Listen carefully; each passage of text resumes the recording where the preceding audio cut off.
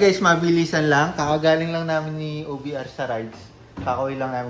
Galing kami ng 100 Island. So, sakto may upload si Kapwa. Dahil wala pa tayong upload. Ito na lang yung naisip kong gawin natin. Re-react tayo dito sa latest na video niya. Ayan, 2 hours ago. Itong fastest stock scooter. 150, 160cc. So, inaabangan ko kasi yung mga, mga series sa mga kare-karera niya. Tinitingnan ko ano yung pinakamabilis. Ito, last na video niya, Aerox SP versus Click 160. So sa mga nakapanood, alam nyo na yan, mas matulin yung Click 160 kaysa sa Aerox SP tsaka sa Standard. Ngayon, dinagnag niya tong Sontes. Actually, hindi ko pa talaga napapanood, kakabukas ko lang ng YouTube. React lang tayo guys dito sa Sontes. Ito kasi may panalo na dito, panalo tong Click. Ang hindi ko lang alam kung mananalo itong Click dito sa Sontes. So play natin guys, 2 hours pa lang. 8.8k views pa lang. So yan. Favorite ko yung ni Kapwa dito series niya dito Isa lang mga kapwa. Kung napanood nyo na yung part 1, malamang alam nyo na kung saan papunta yung karera natin ngayon. Pero isang mabilisan lang, nandito ngayon yung Click 160, Aerox SP na matagal nyo nang request. And syempre meron tayong new player dito, yung Zontes 150X Pro. Ayan, ito yung bago guys, Sontes. Ito wala pa akong idea sa motor na to kung gaano siya kabilis. Pero ang alam kong motor niyan, yung gamit ni Red nung nagka-camping, yung pang expressway, yung 400cc. Pero itong anong cc ba yan? 150cc nila. Wala pa akong idea dyan. Check natin guys. Motorcycles. Mabilisan natin itong tetestingin. Yung Testingin niya. in-depth, natin pag-usapan. Ang mahalaga, matesting natin kung kumusta ba yung performance nila head to head. Ngayon, sino kaya mananalo? Euro engine power, lightweight, technology, Japanese technology, especially Yamaha technology, may VVA tapos may YECVT, or etong ultra lightweight at 66 sa mga advanced features, tapos Ultra lightweight, 108 kg. Alam ko yung Click 160, 106. Check nga natin. Ay, hindi. 116. Mabigat-bigat rin yung Click, guys. technology, Japanese technology, especially Yamaha technology, may VVA tapos may Yung dito sa Yamaha, 130 kilograms. Mabigat talaga siya. So, yun yung sinasabing iba na advantage ng Click. Medyo magaan. YECVT, or etong ultra lightweight Pero at 66 sa ito, mga advanced features, tapos 17.7 ultra lightweight pala siya, 108 compared sa Click, 116 kilograms. So, mas magaan to, guys. Mas magaan to. Conventional CVT, ibig sabihin, same sila ng Click na parang same yung pulley, same yung CVT. Yung sa Aerox SP line ay iba kasi siya, yung EC, basta yung ECU yung nagpapagana, yung computer. Alaman natin yan. O siya, gusto niya mabilisan, karera na agad. And tinesting muna si Sontes. Ang gaan! Di ko sure kung lumabas na yun sa Pinas itong Sontes. Okay, game. Try natin yung zone test. Tingnan natin kung kumusta siya kay Aerox. Ako, hula ko lang muna guys dito sa Sontes versus Aerox. Feeling ko Aerox pa rin yung mananalo. Feeling ko lang. Hula-hula lang muna. Wala pa akong idea dito Lamang lang to ng konti sa mga special feature. Kayo naman, lamang naman sa CVT. So try natin.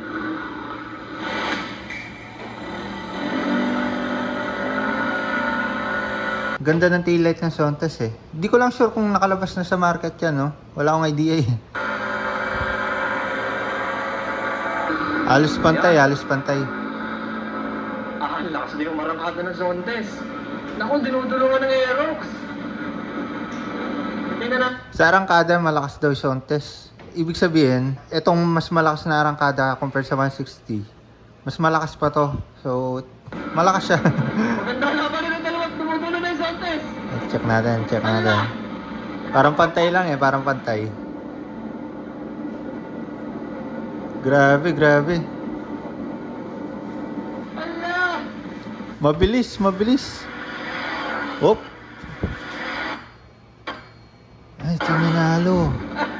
Yung Sontes. Dumudulong yung zone test. Natalo na Sontes yung Aerox. Sheesh. 150cc lang to Itong dalawan to.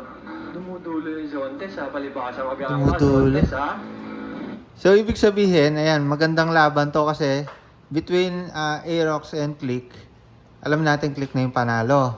So, ito magandang katunggali kasi mas mabilis siya sa Aerox. Pero dun sa finish liner nila, Dumudulo yung zone test. check natin ha. Ayan, dito kasi yung sa previous video niya, layo na yung click bago mahagip sa camera to. So, ibig sabihin parang makakadaan pa yung pusa yung aso. Pero dito halos dikit. So, palagay ko lang next na laban, panalo pa rin yung click. Kasi malapit to. Nung first video niya, layo ng click. Dito na yung click, nandito pala yung Aerox. Pero dito ang lapit nila. Dikit. Dumudulo yung Zontes. Parang nauuna nga yun, malakas sa arangkada. Malakas sa arangkada to Zontes. Last na tayo, yan. Naka-red light na tayo. Papa, ayan, dumudulo yung Aerox. Nakakabol naman yung Aerox. Gaso.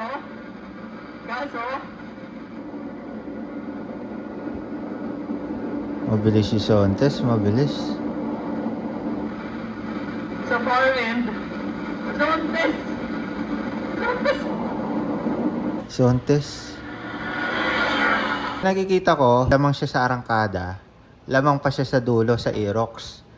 Doon kasi sa versus Click 160, lamang itong Aerox sa arangkada. So, most probably, mas lalamang sa arangkada itong Zontes mamaya sa Click 160. Tignan natin kung gaano kalayo yung pagitan. Tignan natin. Ganda yung laban eh.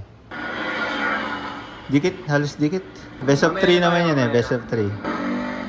Opya. Ito yung kaganda sa kanila pag may nauna, na inaano nila inuulit. Nauuna talaga to. Mabilis. Oh. Talaga umarangkada ng Aerox. So, hindi na ako nag-shifting kasi mas maganda pa ang oras ko nung walang shifting. Okay. Naunahan niya naman. Naunahan niya. Pero yung take off, nauuna to Zontes. Ngayon sa mid RPM, palagay ko mid RPM to. Mga takbong 60-70. Ayan, dito na umaano yung Aerox, bumabawi. Ayan, oh. Kaso, Come on. may dulo talaga to Zontes. Grabe. Ganyan din senaryo ng click eh. Babawian niya eh. Zontes.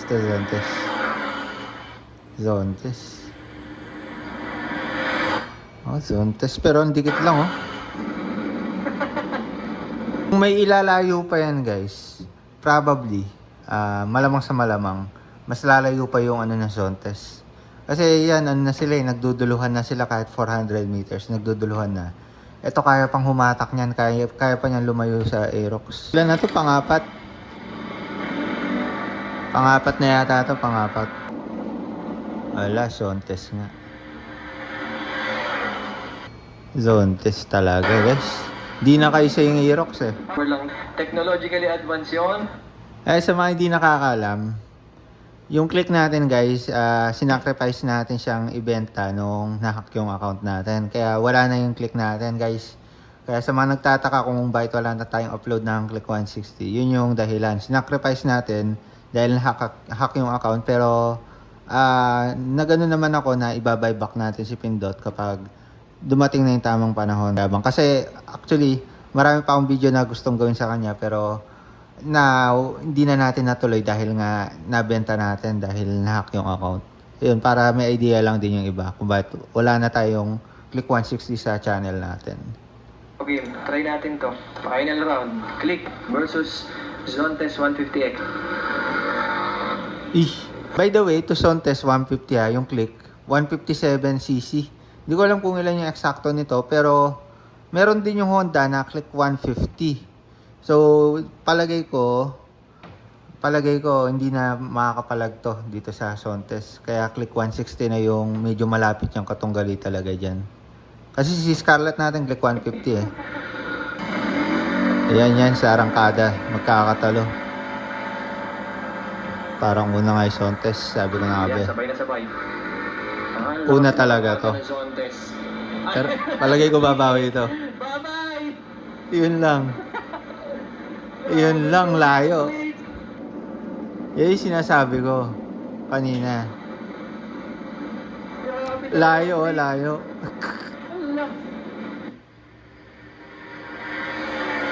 Ay, tinutukoy ko. lumabas na sa frame yung click, wala pa yung sound test. Pero kanina, magkasabay sa frame yung click tsaka Aerox. Ayun o. Lumabas na yung click sa frame, dun pa lang papasok yung sound test. Solid, layo ng pagitan, pwede pang makatawid yung aso dyan.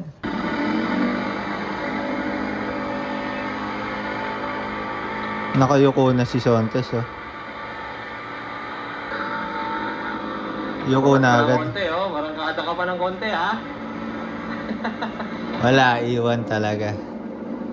Iwan. Click talaga.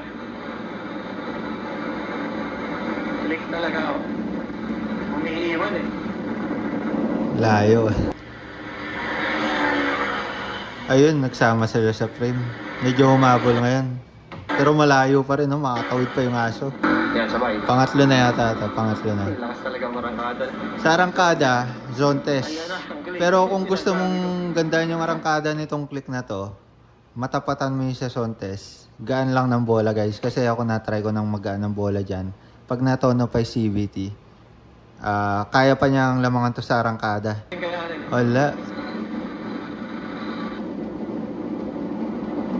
Wala, ang layo. Layo talaga. Layo. May braking. Sa sound test pala guys, pare siyang ABS, harap likod. So safe na safe yan guys. Compared sa Click 160, combi brake lang siya guys. So kapag bumiga kayo sa harap, sasama ng konti. Or pag bumiga kayo sa likod, sasama ng konti yung harap. So sa braking system, panalo yung sound test guys. Maganda yung features. Sige, sige. Good. Sige. Ngayon, ilalaban na lang nila Aerox versus Click. Ayan o. Actually, ito, na testing na nila yan nung recent video. Pero, tignan na lang natin. Yan, sabay. Malakas talaga sa arangkada Aerox. Pero, hahabulin lang ng mabilisan ng Click. Shift. Ayan o. Yan, nag-shift ako. Actually, nung unang video niya, nung hindi pa kasama yung Click 160, yung Aerox, NMAX, ADB, PCX, talagang bilib na ako sa Aerox kasi natalo niya lahat. Eh, hindi sinali to. So, hindi pa natin alam yung resulta or yung potential ng Click. Pero, nung naglabas ng Click versus Aerox, nagkagulo na lahat, guys. Ang dami nang nagkagulo sa mga pages. Ayun, no? Solid, oh. Ang lakas dumulo ng Click. Parehas na ngayon. Pag nagra-rides kami, nagamit ko na yan nung nag-rides kami, talagang Click 160 lang yung kayang makahabol sa NMAX. So, nagra-rides kami, may kasama kaming NMAX. Siya lang yung kayang dumikit sa NMAX. Though, yung NMAX kasi lead namin, sinusundan-sundan ko siya. Click talagang tulid, solid. Grabe. Grabe experience ko sa Click 160. Yun, no? Makakatawid pa yung aso. Parehas lang. Pareho. Pag nagsishift pa ako, bumaba pa. Lumitaw na time nila guys, GPS time. Accurate yan guys, malapit sa accurate yan GPS time. So itong Click 160, 19 seconds, 105 kilometers. Ito masabi kong legit siya na stock na legit siya na totoo yung experiment nila kasi ako mismo gumawa ko ng experiment sa top speed ng Click 160. Inorasan ko siya, tapos makikita nyo doon yung kilometers per hour. Ganito rin siya guys yung nakuha ko, 19 seconds, 105.9 kilometers per hour. Though yung ginamit ko dyan, hindi GPS time, kumbaga manual reading lang, camera, tapos inorasan ko, yun. So, take note lang guys, yung mga ganitong video na ginagawa ni Kapwa ay para makita lang yung potential, yung speed, arangkada ng motor. At hindi pag-away-awayin yung mga brand ng mga motor na yan. Kasi hindi naman talaga yan sponsored guys. Nasa totoo lang siya sa pagtetest ng mga speed ng mga yan. Also, preference nyo pa rin guys kung ano yung pipiliin nyo dyan. Kasi may iba't ibang preference naman tayo. Kung titingin tayo sa looks, titingin tayo sa speed, or titingin tayo sa gas consumption. Kasi at the end of the day guys, hindi naman natin gagamitin yung motor para makipagkarera. So para sa mga naghahanap buhay, magamit nyo yan pang daily, sa mga nag-work, trabaho, nag-aaral, or kung ano pa man yan. At basta mahal nyo yung motor nyo, inaalagaan nyo yung motor nyo, panalong panalo kayo para sa mga unit nyo. So yun lang muna para sa video na ito. The more click, the more you know. Review dito sa video ni Kapwa. Bye bye.